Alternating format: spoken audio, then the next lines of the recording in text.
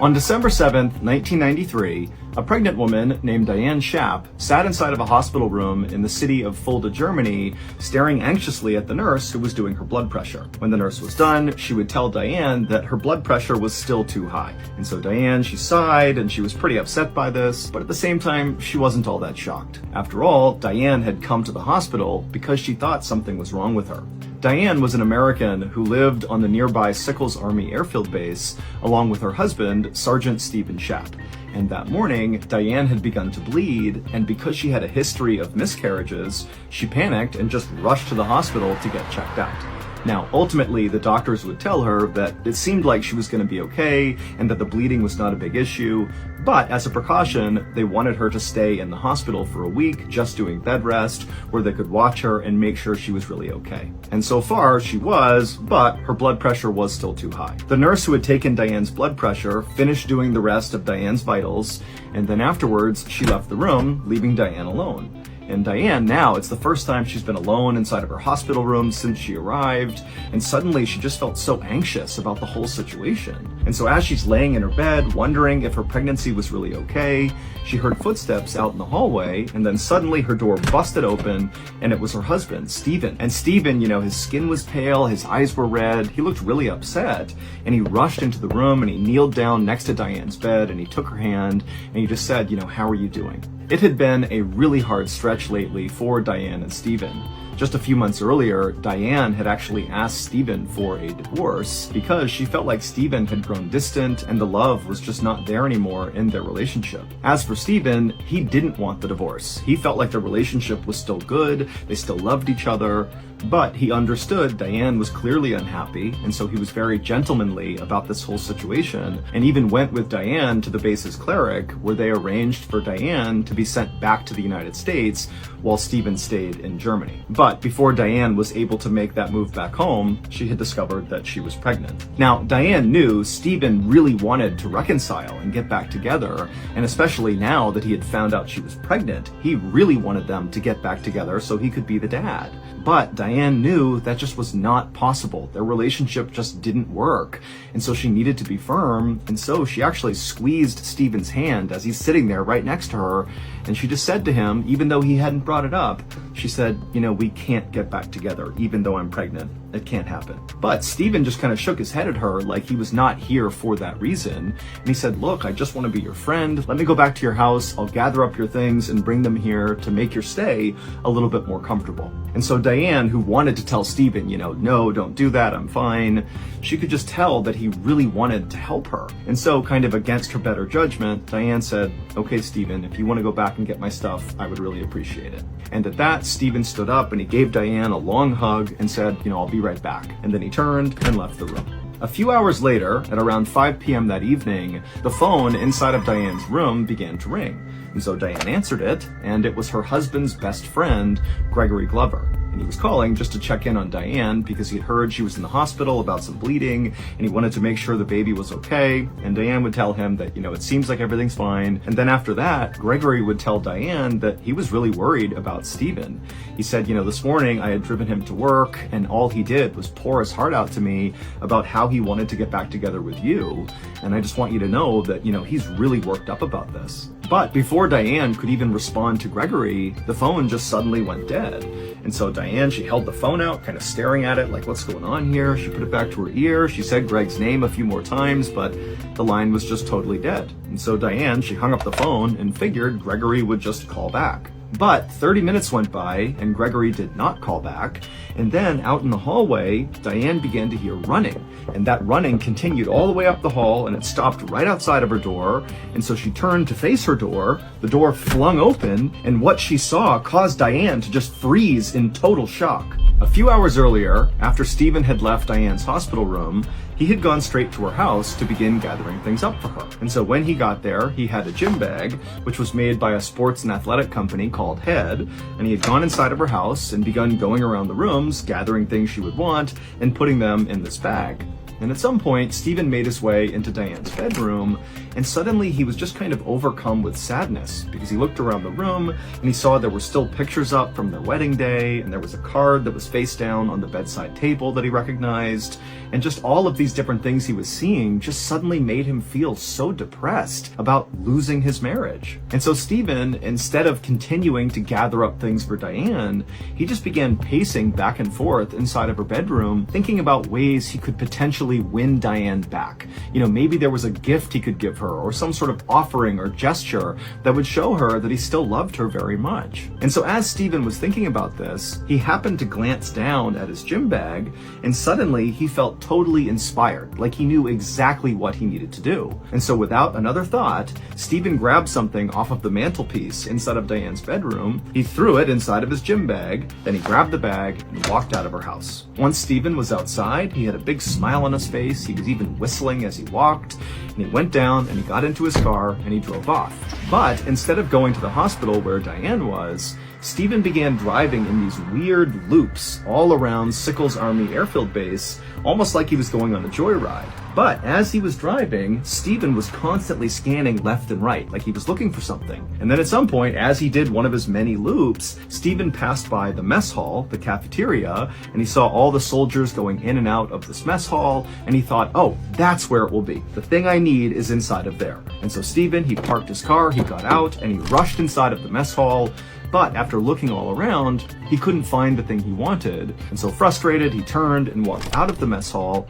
But when he went back outside, as he was walking back to his car, something out of the corner of his eye caught his attention, and he looked over, and it was this phone booth right on the sidewalk up against the road. And he couldn't believe it, but there it was. There was the thing right near this phone booth that Stephen desperately wanted. And so Stephen, instead of going to his car, just began walking in a straight, very determined line towards this phone booth. 30 minutes later, Diane heard those running footsteps out in the hallway, and then her door flung open and she froze in shock at what she saw. Because what she saw was her husband, and he had this totally crazed look on his face, like he was smiling, but kind of deranged, and he was holding that head gym bag. And he walked in holding the bag and just stared directly at Diane, and then he opened it up, he reached inside, and he pulled out his special gift, the thing he had been driving all around base for that he had found inside of that phone booth, and he walked up to Diane and he put it right in her face and said, look what I brought you, look. And by this point, Diane was screaming bloody murder. It would turn out when Stephen first arrived at Diane's hospital room that morning and he had knelt down and taken her hand and asked if she was okay, Diane had been very firm with him that they could still not get back together even though she was pregnant. Now, this was crushing news for Stephen because he did secretly hope that this baby would bring them back together, but what Diane told Stephen next was infinitely more crushing. She would say to Stephen that the real reason they could not get back together was because this baby was not his. Now, Stephen had initially taken this news pretty well and said to Diane, okay, I understand, at least let me go to your house and gather up some things for you and bring them back here so your stay at the hospital is a little bit more comfortable.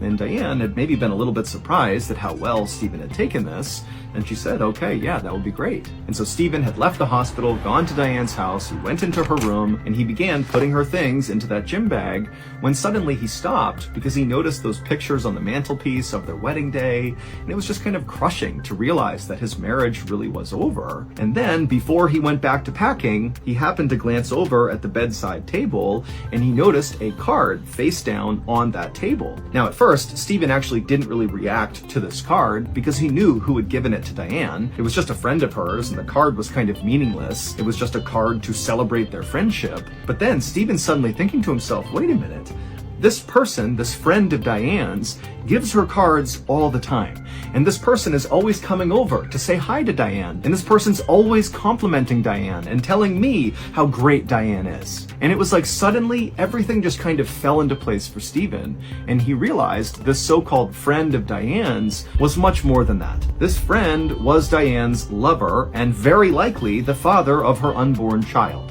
And who was this friend of Diane's? Well, none other than Stephen's very best friend, Gregory Glover. The same Gregory Glover that Stephen just that morning had poured his heart out to on the ride to work, telling Gregory how much he missed his wife and how much he wanted to reconcile. And Gregory's advice to Stephen had been, well, I know you're hurting, but you really need to let this go. You need to let the divorce happen and just move on with your life. And now Stephen realized that Gregory wanted Stephen to end his relationship with his wife so Gregory could have a relationship with Diane. And so Stephen felt unbelievably betrayed.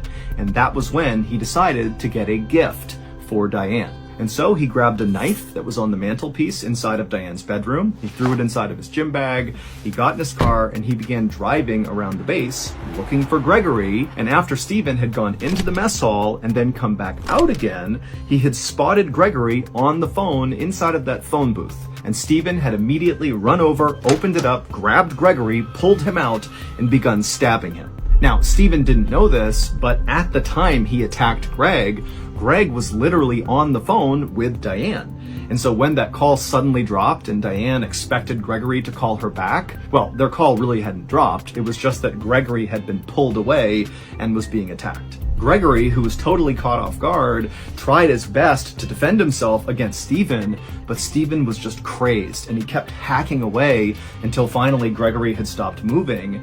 And then at some point, Stephen stood up and kind of caught his breath and he's looking around at all these onlookers who can't believe what they're seeing. And Stephen said, "I'm sorry." He grabbed some things off the ground, put them inside of his head bag, and then he took the bag, he ran to his car, drove to the hospital, ran through the hospital to Diane's room. He flung the door open, and Diane is shocked to see him. And Stephen walks in with this crazed look on his face, and he holds up the bag, he unzips it, and pulls out Gregory's severed head. And he holds it right in front of Diane and says, look what I brought you, look. And he placed it down right on the bedside table, looking directly at Diane. And so Diane began screaming and people began rushing into the room. Meanwhile, Stephen just sat in the corner calmly, waiting to be arrested. Ultimately, Stephen would be tried by a military court and he would be sentenced to life in prison.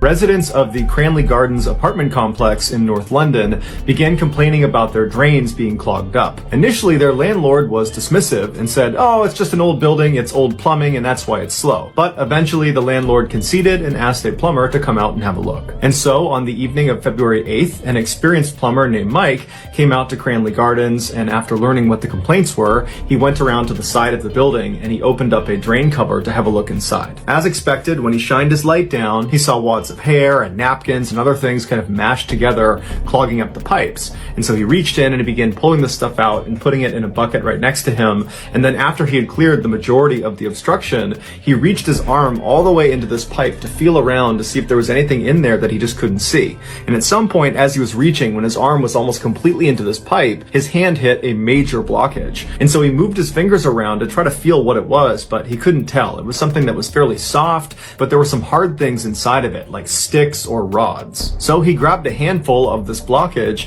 and he pulled his arm back out of the pipe. He opened his hand and what he was holding looked like ground meat, but it wasn't any meat he had ever seen before. And inside of this fleshy substance looked like little bits of bone. Now, Mike had cleared many pipes before and he had never seen meat be the reason for a blockage. And so this whole situation just seemed really strange and he decided, it's late, I'll just come back tomorrow with my supervisor so he can see what this is too. So Mike puts the cap back on the drain pipe and he walks out from behind the building back out towards his truck parked on the road. And as he's walking, two of the residents of this complex come out and they say, "Hey, did you fix the blockage? What was it?" And Mike would say no, he hadn't. And then he just kind of blurted out that there was meat in the pipes. That was what was causing the blockage. And then one of these two residents says, "Well, I bet people are just flushing their Kentucky Fried Chicken down the drains. That's what's causing it."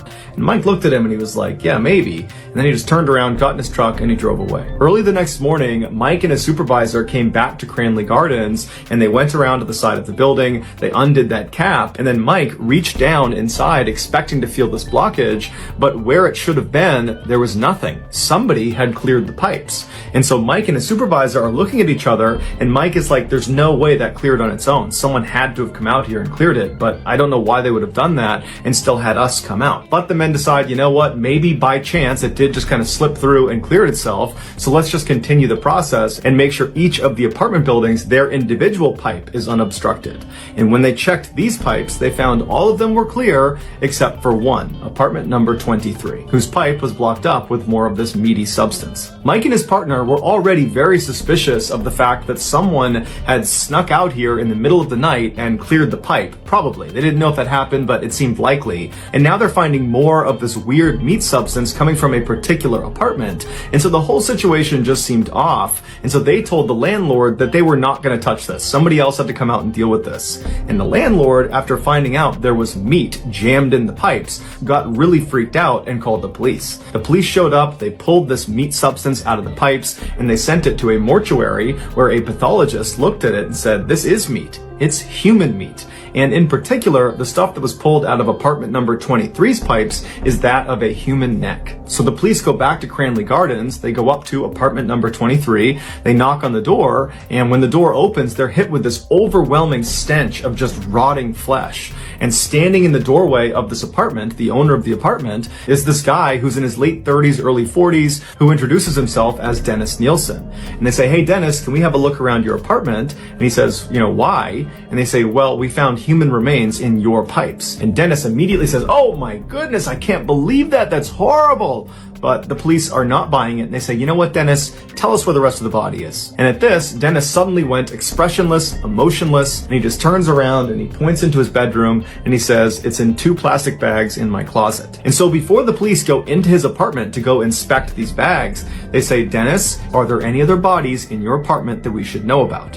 And Dennis sighs and he looks up to the ceiling and says, yeah, there's about 15 or 16 here. It's a long story. It goes way back. I'd love to tell it to you, get this off my chest, and I'll do it at the police station. So after Dennis was arrested and brought to the station, he told them his horrible story. It had all started 5 years earlier in 1978 when Dennis was 33. He was at a pub having some drinks by himself when a teenager came into the bar and attempted to buy an alcoholic drink, and he was denied service. And so Dennis pulled him aside and said, hey, I'd be happy to give you a drink at my apartment. It's right down the road. And the young man, whose name was Steven, was very excited about this and said, great, let's go. Once they arrived back and they were up in Dennis's apartment, the pair had lots of drinks and they were having fun and laughing. And then at some point, the pair climbed into bed together. The next morning, when Dennis got up, his new friend, Steven, was still sleeping right next to him. And he had this sudden, overwhelming sense of dread because he knew as soon as Steven woke up, he would see this as a one-night stand and he would just leave. He would not stick around and remain friends with Dennis.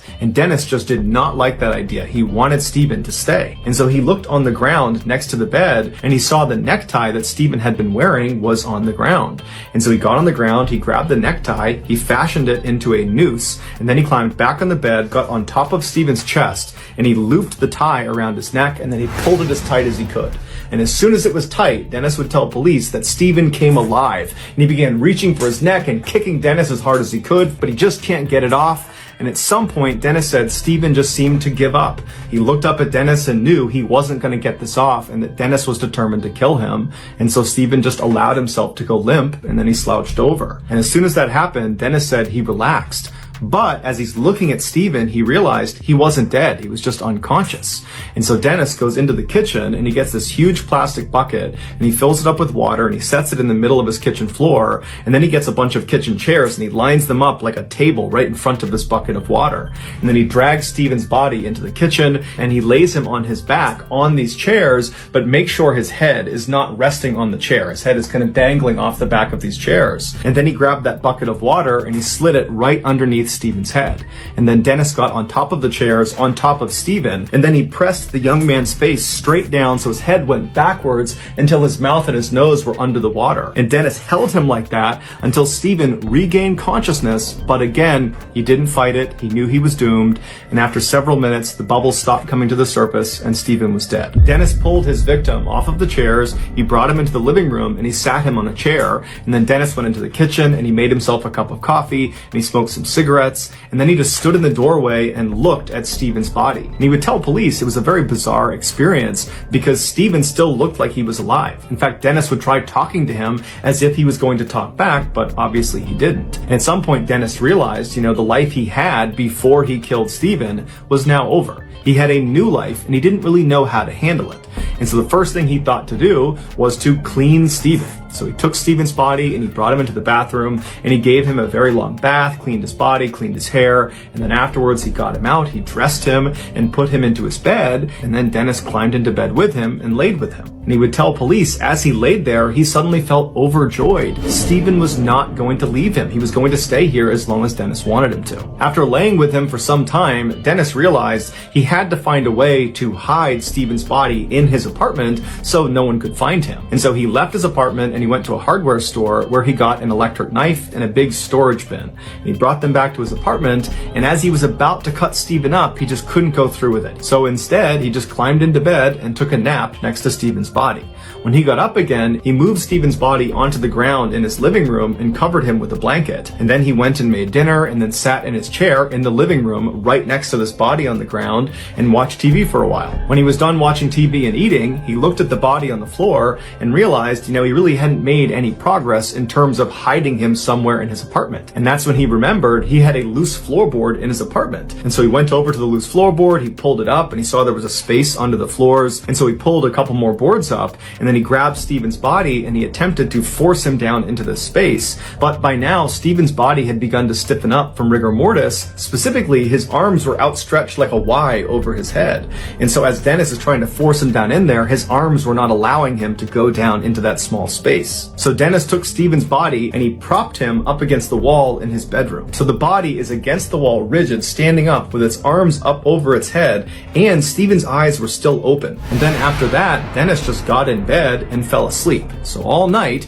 this corpse is staring at Dennis in his bed. And then the next morning when Dennis got up, there was Stephen still up against the wall with his hands in the air looking down at him. Dennis grabbed Stephen's body and put it on the ground, and he began yanking and jerking and pulling on each of Stephen's arms until they were pinned down by his side. And then after that, Dennis started working on his legs and his hips, and he began contorting him until he was small enough that he could pack him down under his floor. And then once he was under there, he just put the boards on top and went about his daily life. And for the next couple of days, he totally forgot about Stephen. But a week after putting him under the floor, Dennis decided he missed Stephen and he wanted to see him again. And so one night he opened up the floorboards, he looked down, and there was Stephen, and Dennis would say it looked like he was dirty. So he pulled him out of the floor and he gave him another bath. And then after he had cleaned Stephen, he pulled him out of the water, he dried him off, and he put him in the chair, and then Dennis took a bath himself in the same water he had just used to clean Stephen. After a long soak in this tub, Dennis finally got out, he toweled himself off,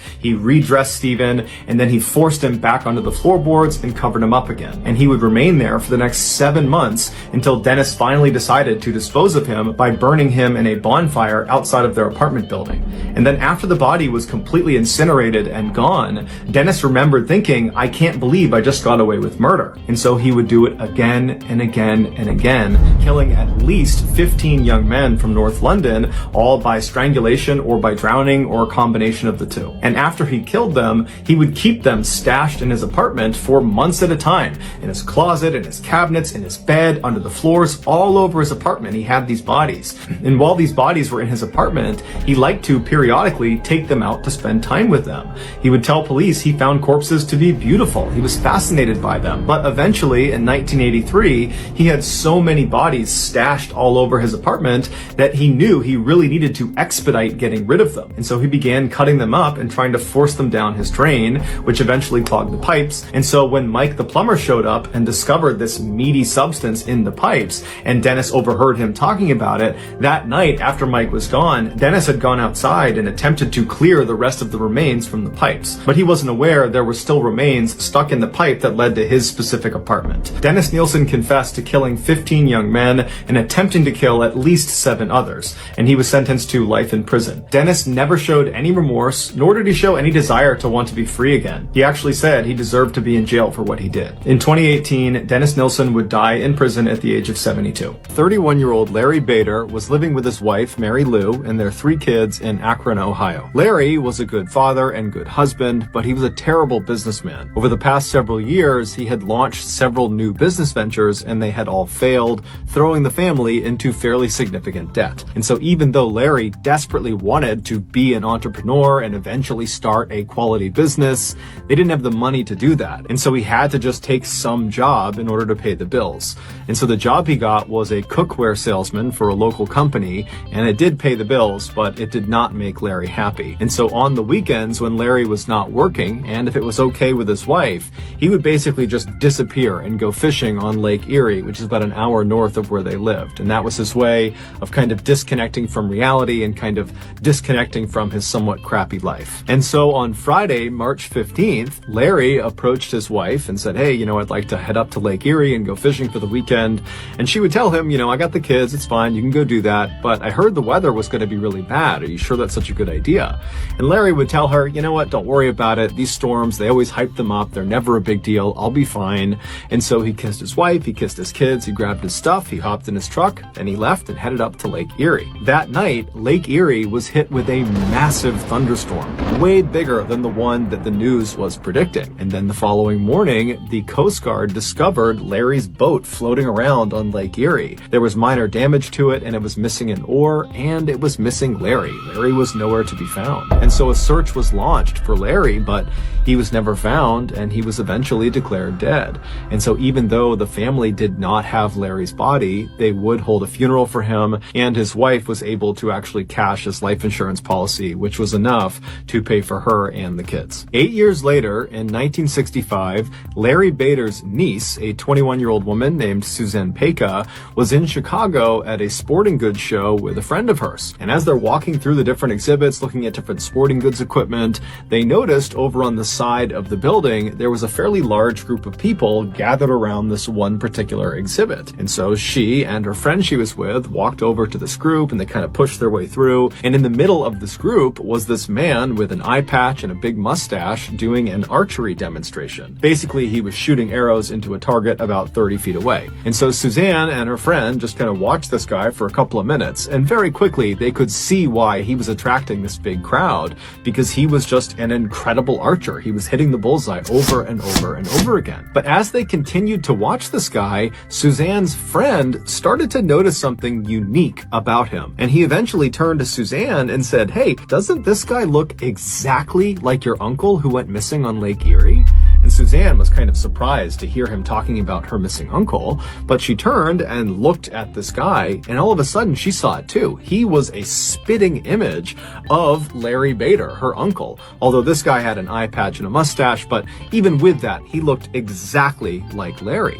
And as Suzanne is watching him, she's thinking, Larry was known for being this incredible archer, and here this guy is who looks just like him, and he's an incredible archer. And so after this demonstration was over, Suzanne and the friend ran over to this guy with the eye patch on, and Suzanne says to him, hey, I know this sounds totally crazy, but you look exactly like my uncle, Larry Bader, who went missing on Lake Erie 8 years ago. And so the guy, he hears her and he kind of smiles and says, I'm sorry, I don't know Larry Bader. My name is John Johnson. People call me Fritz. I'm sorry, I don't know who your uncle is. I can't help you. But Suzanne, as she stood there staring at this guy, she was becoming more and more convinced this was Larry Bader, despite the fact this guy is saying he is not Larry Bader. And so she says to him, no, you are Larry Bader. I'm positive you're my uncle. Now at this, Fritz would be polite but firm, and he would reiterate that, look, I'm not your uncle. I don't know who Larry Bader is. I don't go to Lake Erie. I just don't understand why you think I'm him. I live in Omaha, Nebraska with my wife and my kids, and I'm on TV. I do sports journalism in Omaha, and I advise archery companies, and that's why I'm here. So I don't know why you think I'm your uncle, but I'm not. I'm I'm sorry. And with that, Fritz turned around and he walked away. And after this discussion, Suzanne and her friend were not remotely deterred from what Fritz was saying. They were completely convinced this was Larry Bader. And so they ran to a phone, and Suzanne called her two other uncles, so Larry Bader's brothers, and she explained how she met this guy that is the spitting image of their brother.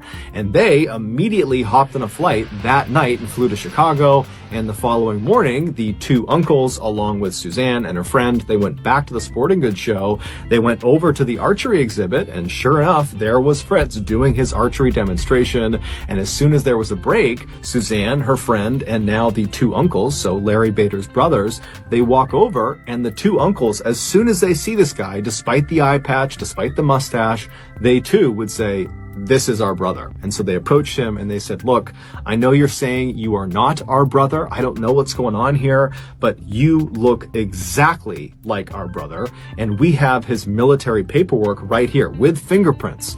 Will you please just humor us and go to the police station with us and get fingerprinted? That way you can prove you really are not our brother. Please, we've been looking for our brother for a long time. This would be a huge favor to us." And so Fritz was annoyed. He didn't want to do it, but he's like, "Okay, fine. I'll go to the police station with you. I'll get my fingerprints taken and we can put this behind us." And so that day they left the sporting goods show. They went to a police station and Fritz had his fingerprints taken. And afterwards the police would tell him, "You are Larry Bader." When Fritz heard this, he could not believe it. I mean, he literally did not believe he was Larry Bader. It wasn't like this revelation prompted new memories and suddenly he recalled it all. It was really the opposite. Fritz immediately is trying to rack his brain to figure out, like, is my whole life a lie? But there was nothing. All he had was a contiguous stretch of memories from when he was a very young child as Fritz Johnson all the way to the present. But we now know that the bulk of his memories are all not real. He was never a child as Fritz Johnson. He was Larry Bader and then became Fritz Johnson only 8 years earlier. The timeline of what happened to Larry Bader is rough at best.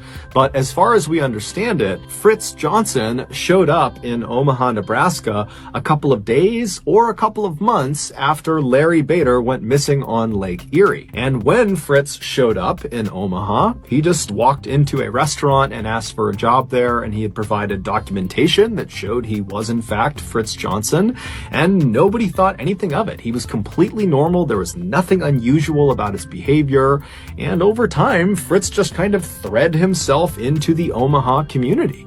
I mean, he got married, he had a child, he adopted another child, he left his job as a bartender at a restaurant and eventually got this amazing job as a sports TV broadcaster for their local channel. I mean, he was like a minor celebrity in Omaha. Everybody recognized, "Oh, there's Fritz Johnson. He's on TV. Hey, Fritz, how you doing?" I mean, he had a full-blown life. But as soon as the news broke that he was not Fritz Johnson, he was Larry Bader, right away, the TV station he worked for fired him. His second wife left him because in reality, he actually was still legally married to his first wife. And so his marriage to his second wife was never actually real to begin with.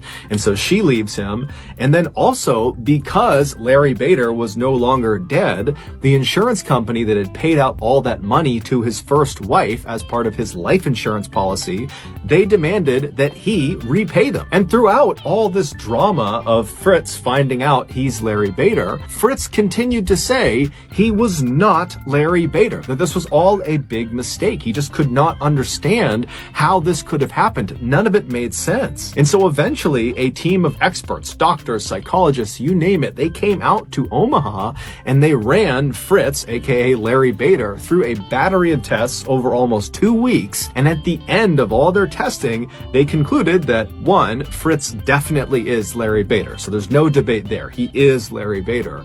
And 2, he is almost certainly suffering from an extreme case of amnesia, which is memory loss. But the doctors and experts had no idea how he developed this case of amnesia.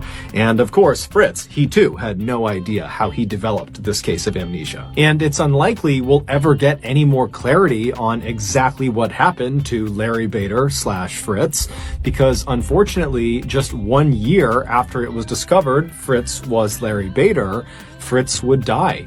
He had cancer in one of his eyes, and that was actually why he wore that eye patch, and the cancer had come back and it took his life. Today, his case is considered to be one of the most believable and baffling cases of amnesia on record. April 10th, 2018, 16-year-old Kyle Plush had just finished classes at Seven Hills High School in Cincinnati, Ohio. He walked out the school's doors and began walking straight across towards the sophomore parking lot where his car, a minivan, was located. Although Kyle had suffered from a spinal cord injury at a young age, he had made a remarkable recovery. He not only walked after his injury, he ran. He went downhill skiing, he biked, he swam, he played soccer. But of all the sports he enjoyed playing, tennis was his favorite. He had joined the high school tennis team and had become one of their best and most popular players. That afternoon, he had a match scheduled, so he needed to get into his minivan and get out his tennis racket and his tennis shoes. And so he made it to the vehicle a little bit after 3 p.m. He slid open the door, he threw his backpack inside, and then he climbed towards the third row back seat of the van where his sneakers were sitting on the bench seat. And so he got to the third row, he turned around and sat down facing the front of the minivan. He took off his school shoes, put on his tennis shoes, and then he got up onto his knees and turned around so he's facing the back of the van. His knees are on the third row seat, and he began reaching down into the trunk to reach for his bag that contained his tennis racket. And as he was reaching, the third row itself, what he was kneeling on, flipped backwards, dumping him headfirst into the trunk, except all of Kyle's body did not just go tumbling into the trunk space. Instead, his upper half made it about halfway down. He tumbled with the seat, and then he got stuck upside down when the top of that third row seat caught his chest and pressed it up against the back hatch of the van. And so Kyle's upside down, his hands are free in the trunk space, but they're too close to the ground where he can't really press himself out of this position he's in. And this third row seat that's come loose and trapped him like this, it's not locked in position. And so if he goes up at all, the seat goes with him. If he comes down at all, the seat comes with him. And so even trying to push himself back out again, he wouldn't be able to clear the seat because it would just come with him and then come back down again. And so he probably looked for places to pull himself down, hoping that might be a way to clear the obstruction, but there was nothing to grab onto, and his lower half would not have been able to slip through that gap even if the seat was stationary, because no person is supposed to get through that tiny little gap. There was also no inside handle on the back hatch that Kyle could have grabbed and potentially opened the back door.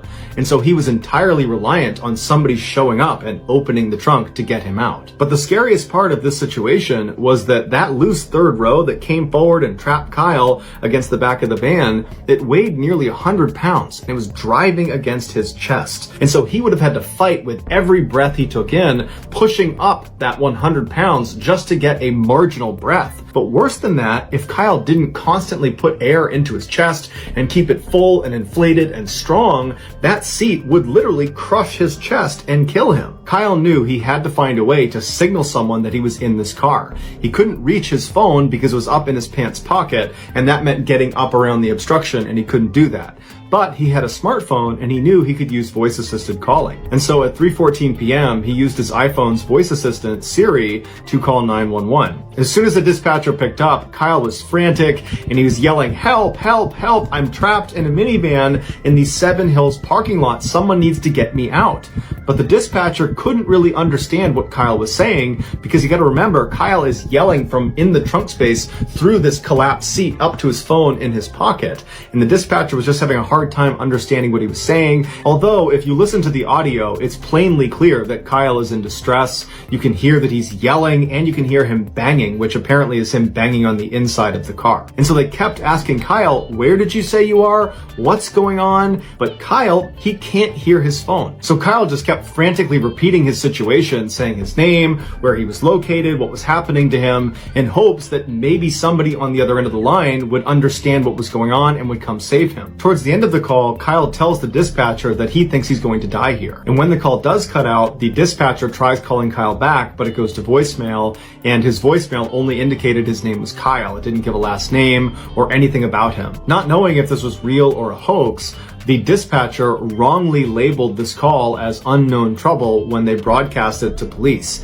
And the dispatcher did not communicate that Kyle was obviously in distress. He was screaming and banging on something throughout the call, and even referenced that he thought he was going to die. Had the dispatcher given Kyle's call a higher priority, fire and rescue would have been alerted, and they could have used their advanced mapping technologies to pinpoint where Kyle's cell phone was, and they could have found him that way. Instead, local police were sent to the Seven Hills High School area to go look around the different parking lots that this caller could have been in. But there was nearly a dozen of these parking lots associated with the high school, making it a huge search area. And again, these police officers were not even aware what they were looking for. They were looking for unknown trouble associated with some caller somewhere around this huge high school. And so the police show up and begin kind of meandering through all these parking lots, staying in their vehicle, just kind of looking around, and they don't see any problems. Although in reality, they were right near Kyle the entire time. At 3:35 p.m., with the police still patrolling the parking lots around the high school, Kyle used Siri to call 911 again, and a different dispatcher answered. Now, at this point, it's been 21 minutes since Kyle's first 911 call, and so the weight of that third row is becoming unbearable. His voice is very weak, it's very faint, you can tell he has labored breathing, and every word is punctuated with a long silence as he tries to get out anything he can to try to help himself. And one of the things he says to the dispatcher as soon as they answer is, "If I die, I need you to tell my mother that I love her." And there's a silence. And Kyle asks them, "Can you hear me?" And there's still a silence. And he says, "This is not a joke. I'm trapped in my gold minivan in the Seven Hills sophomore parking lot. If you don't get here soon, I'm going to die." There's another silence, and then Kyle says, "Hey Siri," and then there's silence. And he says, "Hey Siri," again, and again, and again, and then it goes silent. The second dispatcher had heard Kyle on this call, but for some reason did not relay to the patrolling officers in the area Kyle's dire situation or his exact position, that he was in this gold Honda Odyssey in the sophomore parking lot. For some reason, that was not communicated to those officers. And so 2 minutes after the second 911 call ended, those two officers left thinking there's nobody here, there's no trouble, and that was it. Kyle was left all alone. 6 hours later, Kyle's father went out looking for him after he didn't come home from his tennis match, and he found his son's minivan parked in the sophomore parking lot at the high school, and when he went up to it, it was too late.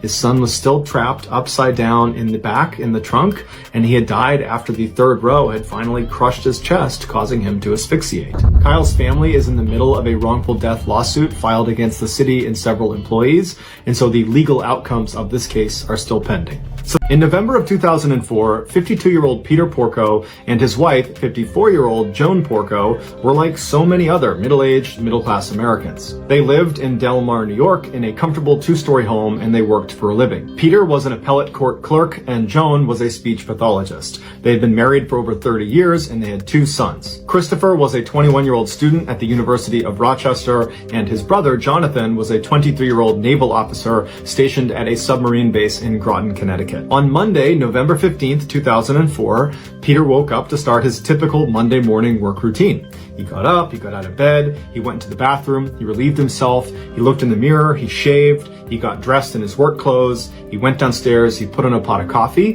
While the coffee was brewing, he unloaded the dishwasher and then put the dirty dishes into the dishwasher and started it. He wanted to get his newspaper, so he went outside, he got his newspaper, but he realized he locked himself out of the front door. So he got the spare key out from underneath the mat, opened the front door, went inside, he sat down, had some coffee, read the newspaper. After a few minutes, he put his coffee cup in the sink, he packed himself a lunch in his lunchbox, and then he headed for the door to head for work. Peter was known as a very reliable employee who was also very punctual and rarely missed work. So when he didn't get to work that Monday morning, the court was a little bit confused. They called him to see if he was okay. He didn't pick up. So they dispatched a court officer to go make sure he was okay. And so the officer arrives at his house. He sees cars in the driveway. The front door shut. He goes up. He knocks on the door. Nobody answers. He tries the handle of the front door. He realizes it's open. So he opens the door and he yells out, "Hey, I'm just looking for Peter." And the door hits something on the ground. He pokes his head inside and looks down, and there on the ground, the thing blocking the door,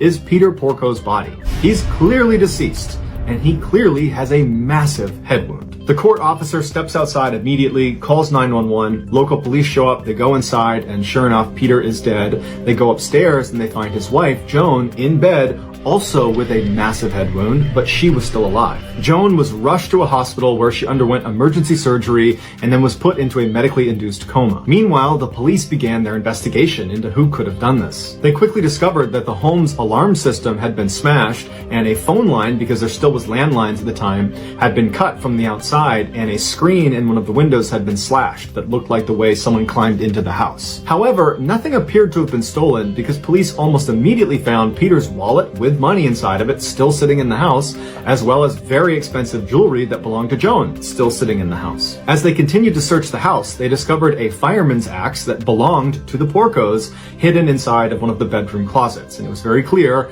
this was the murder weapon. The Porco sons had been away during this attack. John was on his submarine in Connecticut, and Chris was at the University of Rochester. And in fact, Chris found out about the attack on his parents when he saw a news report, because this story of this innocent, typical-seeming American couple in a quiet suburb getting struck down by some axe-wielding maniac had gone totally viral, and it was all over the news. And so Chris called the police to get more information about his parents' death. Here's the recording.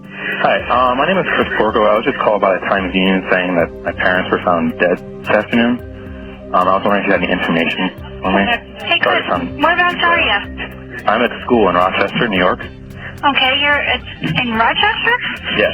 Okay, and you're hearing from the Times-Union? Yeah, they said my parents were found, I guess, dead. I don't know. They didn't say how or anything. So you will be here probably, you're going to go right to Albany Med? I don't know. I don't even know where my mom is, but... Yeah, she is at Albany Med. Okay. Do you know her condition? No, because I haven't talked to her. Let me give you my pager number. As you can tell, Chris is extremely emotional. He's beside himself. He can barely speak. He's so upset about what's happened to his parents. No, actually, he sounds as calm as if he's ordering a pizza, because Chris Porco was actually a psychopath, and he was the one who attacked his parents with the axe. As it turns out, Chris was failing at school and taking out huge loans in his father's name by forging his signature.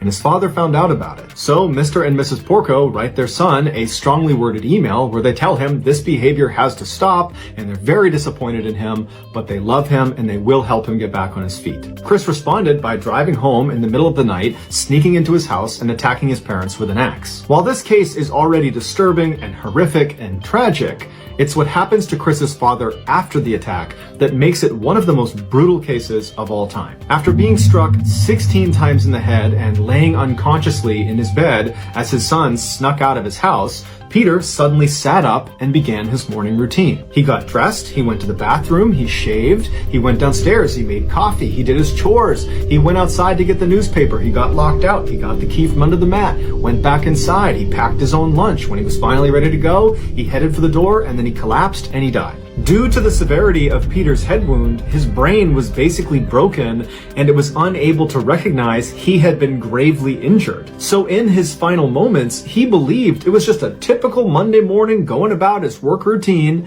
when in reality, he had a gaping head wound and he was basically dead after the 16th blow to his head. One of the more surprising and heart-wrenching details of this case is that Joan Porco, she did survive the attack. And after she came out of that medically induced coma, she said she forgot all the details of the attack, even though when she was discovered in her bed, she did indicate that Chris, her son, was the attacker. Nonetheless, she got together $250,000 to post Chris's bail, and she allowed him to come stay with her during his trial. And the two attended the trial together, walking into the courthouse hand in hand. Chris was very quickly found guilty of killing his father and attempting to kill his mother, and he was sentenced to 50 years to life in prison. Despite the verdict, Joan Porco still speaks to Christopher over the phone and frequently visits him in prison. It's unclear if she still believes he is innocent. Most hazardous jobs on the planet is saturation diving. These highly specialized divers do construction and demolition at depths up to 2,000 feet below the surface. Now, unless you're familiar with diving, that depth may not stand out to you, but it should. Deep sea divers breathe compressed air, which is usually a mixture of oxygen, helium, and nitrogen. During the dive, the oxygen is breathed in and completely used up and does not linger inside of their body.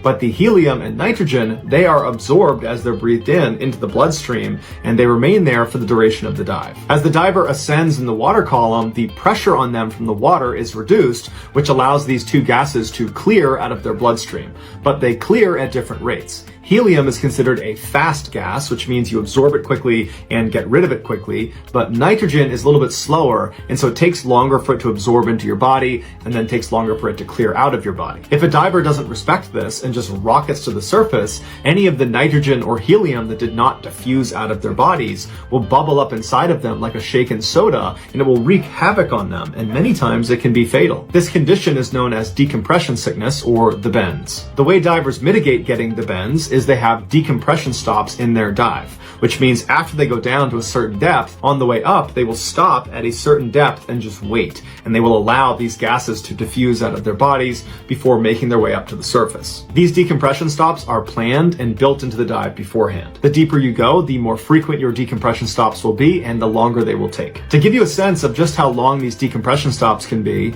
if you dive down to just 250 feet, it might only take you about 15 or 20 minutes to get down there, but the return trip will take almost 4 hours due to the number of decompression stops. If you're going down to 2,000 feet, it will take you over 33 hours to ascend. Naturally, this ridiculous time constraint poses a huge problem for any industry that relies on deep sea work, like oil and gas, because they simply don't have enough divers to compensate for how long these decompression stops take. They tried sending remote-controlled vehicles down to these depths to work on these offshore wells and rigs and pipelines, but they lack the touch and maneuverability to do the job. And so, in the 1960s, a crazy solution was implemented to get more people down to these depths for longer periods of time. And it was then that the commercial saturation diver was born. Instead of divers spending hours and hours making all those stops on the way to the surface, they constructed these underwater chambers that the divers would go into after their shift was done. They would sleep inside of these claustrophobia-inducing metal chambers, and then the next day they would put their dive gear back on, hop outside of the chamber, and then just start working again. Nowadays, these chambers are either left down at depth where the diver is located, and they can just go in and out, and that's the whole process,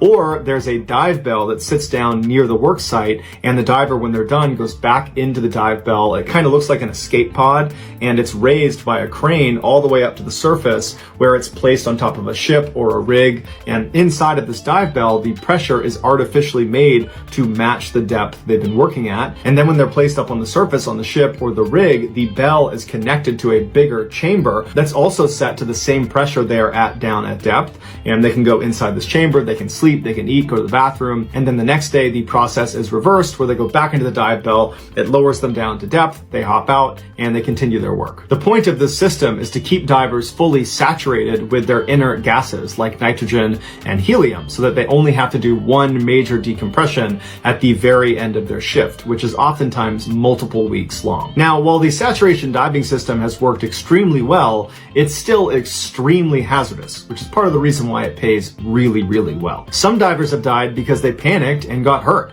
And if you think about what their job really entails, they are going down thousands of feet all on their own into total pitch black nothingness. They have one crummy light that can barely see about 10 feet in front of them. They're operating heavy, dangerous equipment. There are large animals swimming around them that they can't see. Oftentimes they're perched on a pipeline, clinging to it, that if they were to fall off of it and detach from the dive bell, they would sink into an abyss and no one could get them again. And so it's an easy place to get hurt. Other divers have died because they were given the wrong mixture of gas. And so at depth, they began having seizures, and there's nothing anyone can do to help them. But the most well-known and brutal saturation diving accident involved something called explosive decompression. On November 5th, 1983, 4 saturation divers were working off of the Byford Dolphin oil rig in the North Sea. Just after 4 a.m., 2 of the men, Edwin Coward and Roy Lucas, were in their bunks lounging inside of that chamber that sat up on the rig. The other 2 men, Bjorn Bergensen and Troels Hellevik, had just finished their shift down below. They had gone into the dive bell and were being raised by a crane to go up to the chamber on the rig. Once the dive bell was up on the rig, 2 dive tenders named William Crammond and Martin Saunders began clamping the bell onto the side of the chamber. Without getting too into the weeds about how it actually works, getting divers to go from one highly pressurized area, the dive bell, into another highly pressurized area, the chamber, and vice versa, Basically, it just boils down to opening doors at very specific times, and doing it wrong will result in catastrophe. The process was going just fine. Heljevic and Bergensen had exited the dive bell, they had gotten into the chamber, and they were literally in the process of shutting their internal door when outside, dive tender Cramond made a huge mistake. Before Heljevic had sealed his door, Cramond, for whatever reason, undid the latch that connected the dive bell to the chamber. And what this did is it created a vacuum that instantaneously depressurized the chamber where the 4 men were from 9 atmospheres down to 1, and it created so much pressure coming out of the chamber that it fired the dive bell straight out like a bullet, killing Cramond and severely injuring Saunders on the outside. Inside the chamber, all 4 men literally had the air ripped out of their chests. Heljevic, who was closest to the door, was literally sucked through the narrow crack because the door had not sealed. He was sucked through and rocketed out the other side. Basically, all 4 men exploded, but fortunately, they died instantly. At around 5:20 p.m. on August 31st, 2007, a young couple stepped onto the beautiful sand of Yelpo Beach, which is located at the very southern tip of South Korea. The couple grabbed each other's hands and smiled in excitement as they looked out on the water and saw all these fishing boats that dotted the horizon, and then behind them were all these beautiful mountains. I mean, this was a spectacular place. They couldn't believe that a place so gorgeous and so remote was located only a 1-hour train ride away from the busy city where they went to college. The couple's names were Kim and Chu. Kim was 21 years old, and he was an athlete and a very dedicated student. And Chu, she was 20 years old and also very studious, but maybe unlike Kim, she was a bit more reserved and shy. In fact, Kim was Chu's very first serious boyfriend, and she absolutely adored him. And in fact, this was going to be the couple's kind of big first trip that they would take together. It was a Friday, and Kim and Chu planned to spend the entire weekend exploring this place called Yelpo Beach. Yelpo Beach is located right against this quaint little fishing village, and it's famous for its beautiful silver-colored sand. In fact, the beach is so famous, lots of people come out here and just camp out on the beach because it's just so beautiful.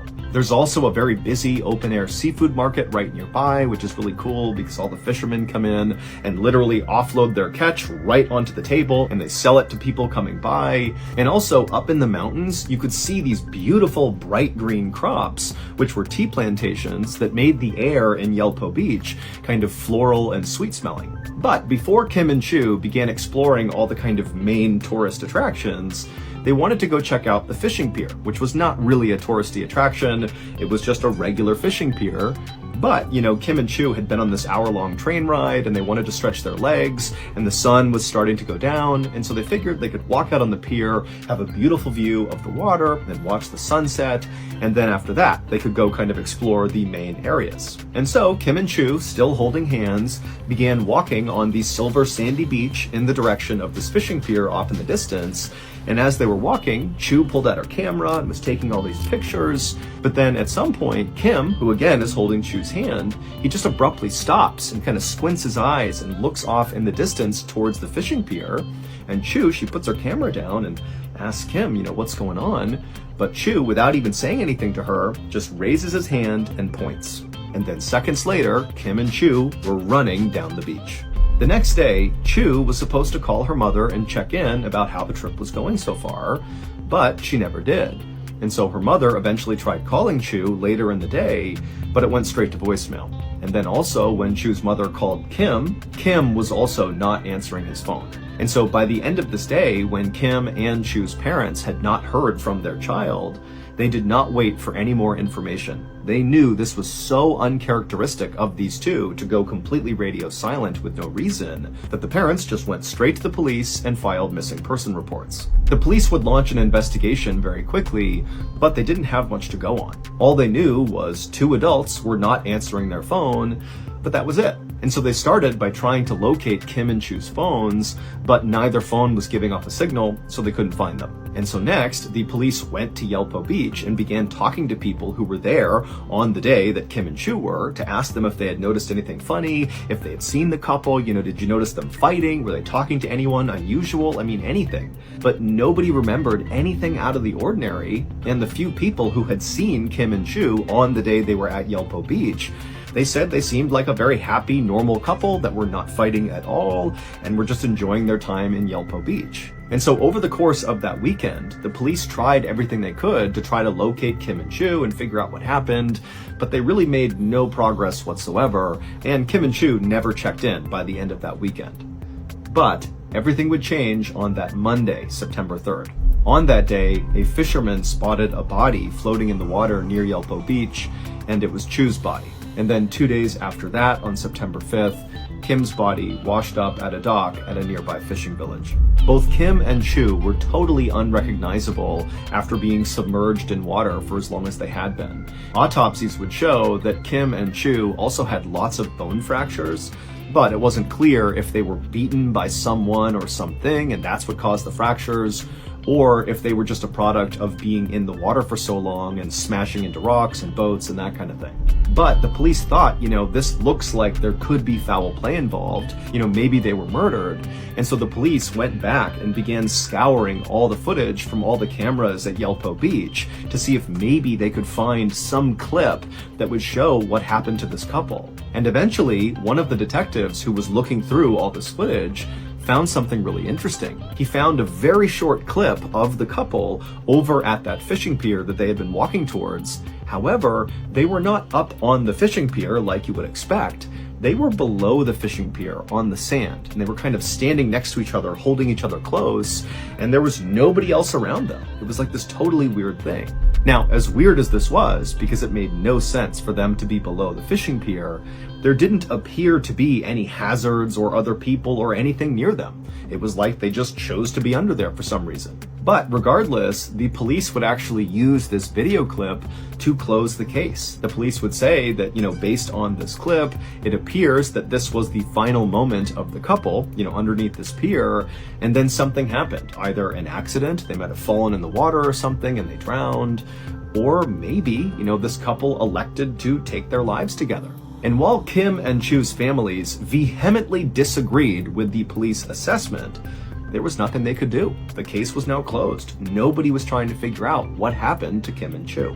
That is, until 4 weeks later, on September 26th, 2007, when two more bodies, two young women, washed up on shore right around the same area where Kim and Chu had. The two young women had a lot of similarities to Kim and Chu.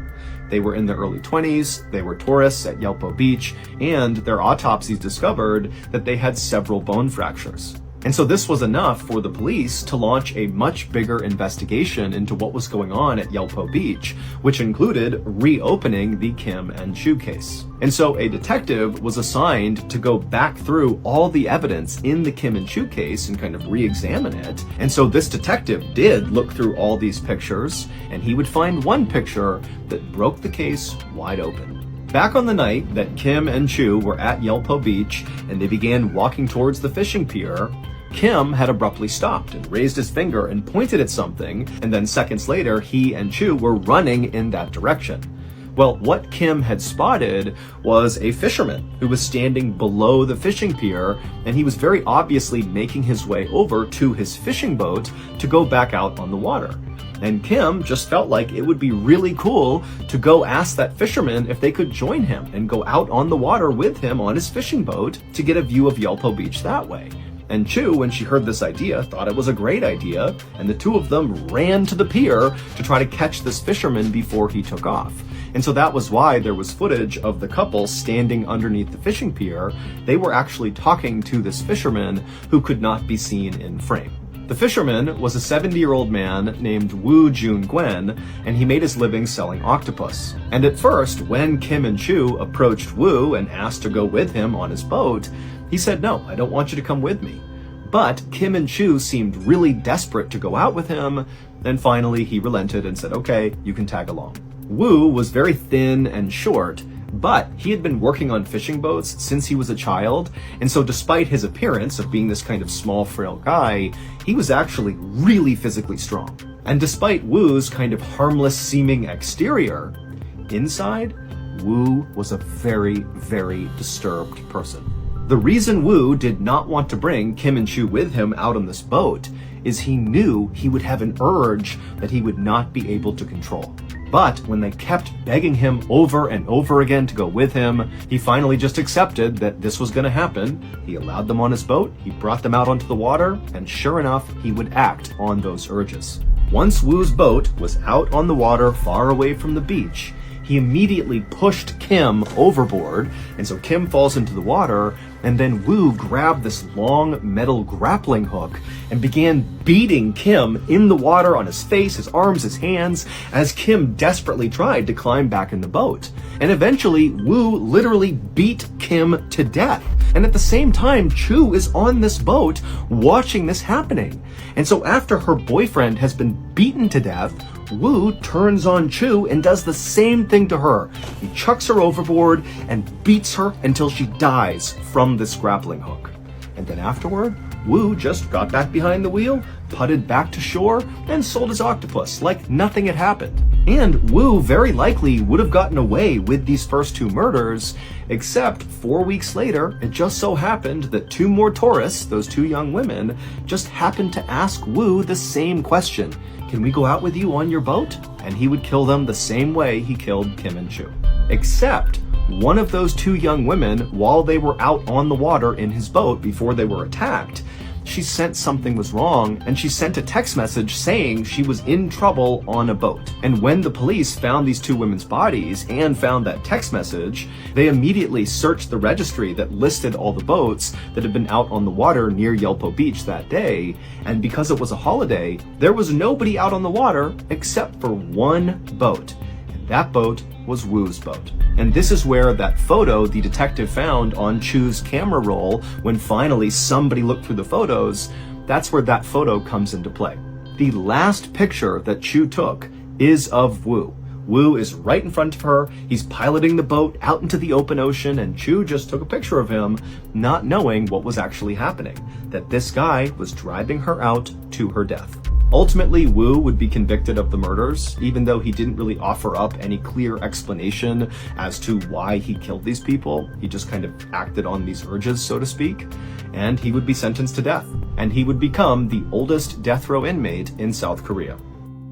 Late one afternoon in April of 2019, a middle-aged woman named Mary was cutting up some vegetables in her kitchen in northern Spain when she heard a knock on her front door. So she put her things down, she went to the door, opened it up, and standing there was her next-door neighbor, who was all smiles, and she was holding this big box that was wrapped in wrapping paper and had a big bow on it, and then sitting on top of this big gift was a tray of deep-fried rolls, or croquettes. Mary's neighbor was a 61-year-old woman named Carmen Marino, who was an exceptional chef, and her specialty were making these croquettes. They were filled with different types of meat and other things, and all the time, Carmen would come over and give them to Mary, and Mary loved these croquettes. And so as soon as she saw those, she was like, wow, amazing, and she invited Carmen inside. But Carmen didn't come inside. Instead, she took the croquettes and handed them to Mary, and Mary's like, okay, great, thank you. But Carmen was still standing right outside holding this box, and now Mary's looking at her thinking that Carmen looks kind of uneasy. And so Mary said, what's going on here? What's up with this box? Carmen was silent for a second and just kind of held this box out, at which point Mary realized, okay, so she's trying to give me this gift. And so Mary reached out and took this huge present, and she was like, thank you, Carmen. Like, what is this? What's going on? And Mary, when she looked at Carmen, she could tell Carmen's face was now bright red. She was very embarrassed about something, maybe whatever she was going to say. And so Mary just waited for Carmen to speak. And so eventually she would clear her voice, and then she would say, Mary, this is really embarrassing, but I need you to hold on to this box for a little bit. It contains my sex toys, and I'm having company over at my house, and I'm just worried that somehow they're gonna find these things. Mary was so caught off guard by what Carmen was telling her that she just started laughing. But Carmen didn't join in on the laughter. She just kind of looked down like she was totally mortified. Mary stopped laughing because she felt bad, and then Carmen kind of elaborated on why she had this huge box full of sex toys. She would tell Mary that, she bought them with the intent of using them with her boyfriend, but a couple of months ago he had broken up with her. But Carmen had held on to these in the hopes that the boyfriend would eventually take her back and they would get back together again and get to use these toys. And so even though this was a totally weird and kind of uncomfortable request, Mary kind of felt bad for Carmen. One, because she had to make this request of Mary, but also two, it was obvious that Carmen was pretty shaken up about, losing her boyfriend. And so Mary said, you know what? No problem, Carmen. I will look after your sex toys and I will enjoy your croquettes. And Carmen was so relieved and said, thank you so much. And then she turned and hustled back to her house. And then Mary shut the door and she brought the croquettes into the kitchen and she tried one and it was so good. And then she took the big box of sex toys and she went into the hallway. She opened up a closet and she put it on the top shelf and then shut the door. Over the next couple of days, Mary expected Carmen to come back over and reclaim her box of sex toys. But Carmen didn't. And when days turned into weeks and then turned into months, and still Carmen had not come over to get the sex toys, Mary was kind of annoyed, but she was just too embarrassed to go over to Carmen and be like, hey, why don't you come over and get your sex toys? And so Mary just decided she would leave it alone and not talk about it. And if ever Carmen wanted them back, she could have them. But if she never asked for them again, Mary didn't care. She would just eventually throw the box away, and that would be it. A few months later, on September 29th, 2019, so we're talking about 6 months or so from when the sex toys were first brought over to Mary's house, well, on this day, Mary was kind of doing chores in her house when she began to smell a really bad smell coming from the hallway closet where the box of sex toys were. And so Mary opened up the closet, and for sure, she could tell the bad smell was coming from this closet. And so she started by smelling the shoes that were towards the bottom of the closet to see if maybe she had stepped in something gross, but they were all clean. And then eventually she reached the sex toy box. She pulled it down from the top shelf, and it had never been opened. It's still wrapped, but she just smelled the box and she immediately recoiled because that had to be where the terrible smell was coming from. It was coming from this box. And so Mary was totally repulsed at the idea that these sex toys smell horrible, but she carried the box into the kitchen and set it down, and she thought, is this a horrible betrayal of my friend's trust if I open up this box and look at her sex toys? But Mary ultimately was like, you know what? Carmen has not come back for this thing. I'm opening this up because I need to know what's making this smell. So Mary went over and got a pair of scissors and she cut off the wrapping paper, and then she opened up the box, and inside was like this big thing that had been wrapped in tinfoil. So all you saw was tinfoil. And so Mary, she reached down and kind of began to peel back the tinfoil. It was kind of sticking to whatever was under it. But eventually, after she kind of yanked on it, she pulled the tinfoil off. And when she saw what was in there, she began screaming and ran outside and called the police. It would turn out Mary's neighbor, Carmen, who owned the box of sex toys, well, her boyfriend didn't just break up with her a couple of months before she brought the sex toys over. No, her boyfriend, who was a 67-year-old man named Jesus Baranda, he went missing around the time that supposedly Carmen and her boyfriend broke up.